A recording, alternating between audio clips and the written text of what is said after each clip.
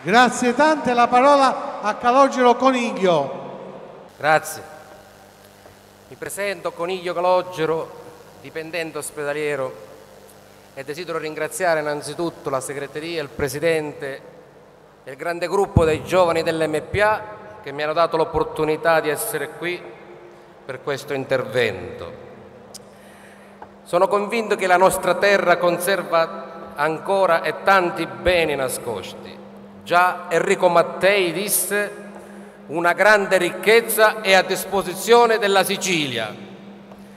Amici, non possiamo più permettere di farci portare via, sia dal nord che dal governo, tutte le nostre risorse, tutto quello che è stato trovato in Sicilia, e che tutto questo può essere frutto del nostro benessere e modo per dare lavoro e dignità e autonomia alla nostra regione.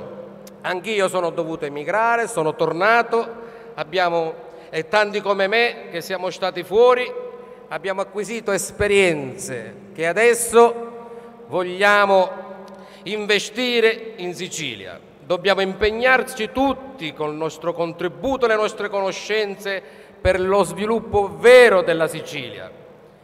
Tutto questo comporta responsabilità e grande impegno. Lo dobbiamo fare per il nostro avvenire e soprattutto per i nostri figli. E ne ho una io di 6 mesi. I nostri obiettivi devono essere lavoro, ricchezza e benessere. Presidente, mi impegno come militante già da tempo, assieme a tutti questi giovani, a portare avanti questo emozionante cammino intrapreso splendidamente da lei e assieme a lei cambiare in positivo la fisionomia di questa regione. Abbiamo visto tutti che non c'è nessun interesse a creare sviluppo e darci autonomia da questo Stato. Riguardo a questo federalismo che vuole la Lega, è assolutamente sbagliato che noi lo accettiamo senza reagire. Non possiamo accettarlo.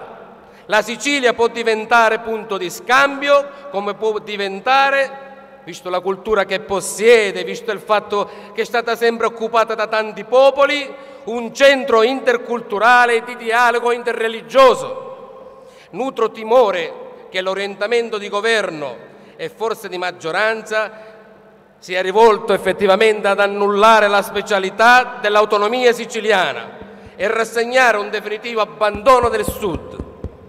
Pertanto chiedo impegno corale alla Deputazione siciliana a un federalismo equo e solidale. Da oggi quello che è veramente importante è convincerci con la ratio e soprattutto con il cuore, grazie all'opportunità di questo convegno organizzato dalla Presidente della Regione, Raffaele Lombardo, e di prenderci l'impegno che questa enorme massa di risorse che la Sicilia ci mette a disposizione e sulla quale si potrà e si dovrà costruire può avvenire solo se ci sarà l'impegno di tutti noi. Grazie.